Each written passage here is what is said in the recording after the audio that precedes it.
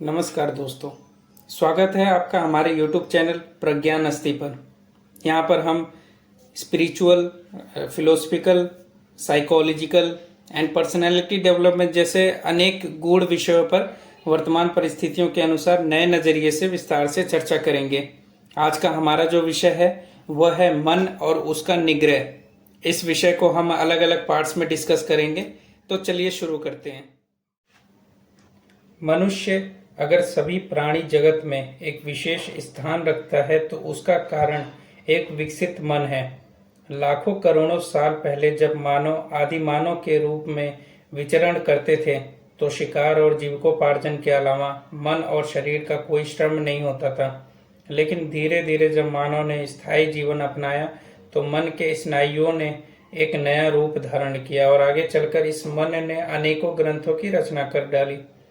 वर्तमान में हम जितने भी आविष्कार और सुख सुविधाएं अपने आसपास देखते हैं उनका कारण एक विकसित मन ही है, इसलिए मन को कभी कमजोर मत समझना। लेकिन वर्तमान में जितनी मानसिक बीमारियां उभर रही हैं वह भी एक मन की ही उपज है जो अविकसित मन है। अब सवाल यह है कि मन न तो दिखाई देता है, ना ही इसे किसी प्रयोगशाला में ले जाकर अपने तरीके से ठीक किया जा सकता है। आजकल असफलता, चिंताएं, अति विचार, मानसिक अपंगता, क्रोध आदि समस्याएं नाग के फन की तरह हमारे सिर पर मंडरा रही हैं। भय, शोक, पछतावा, काम को टालने की आदत से लोगों के अंदर आत्मविश्वास की कमी होती जा रही है। हम रोजाना योजनाएं और रणनीतियां बना तो रहे हैं लेकिन उन पर एक दिन भी अमल नहीं करते। इसका कारण है अपनी अकर्मण्यता या फिर हमारे काम को टालने की आदत। जब तक हम इस आदत को नहीं सुधारेंगे तब तक निराशा ही हाथ लगेगी। अगर हम मन को अपना एक अच्छा दोस्त बनाना चाहें तो इसमें कोई शक नहीं कि ये हमारा भविष्य उज्जवल कर देगा। लेकिन अपनी गलतियों से हम इसे अपना परम शत्रु भी बना देते हैं। यह हम पर निर्भर करता है कि हम अपने मन को किस तरह का भोजन दे रहे हैं।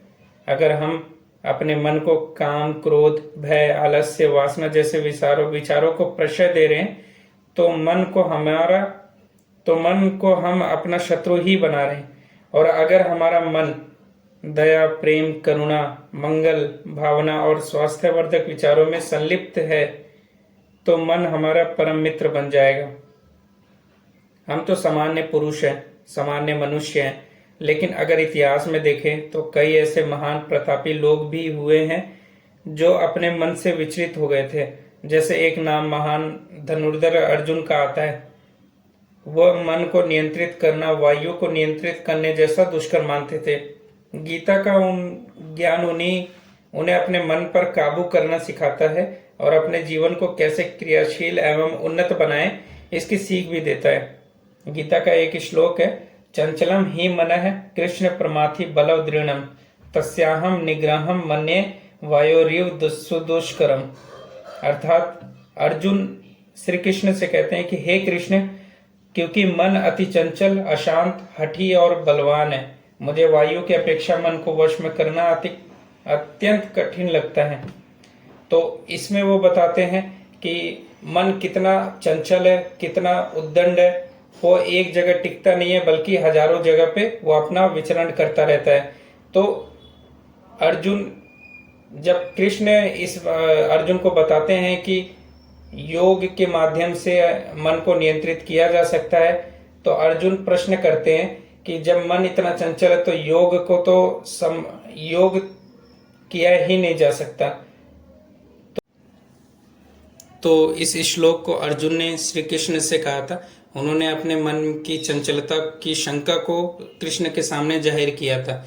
तो श्री कृष्ण ने उन बातों को माना और अपने अगले श्लोक में पूरा समाधान बताया कि किस विधि के द्वारा आप मन को नियंत्रित कर सकते हैं। इस श्लोक और अगले श्लोक के बारे में हम विस्तार से अगले वीडियो में चर्चा करेंगे।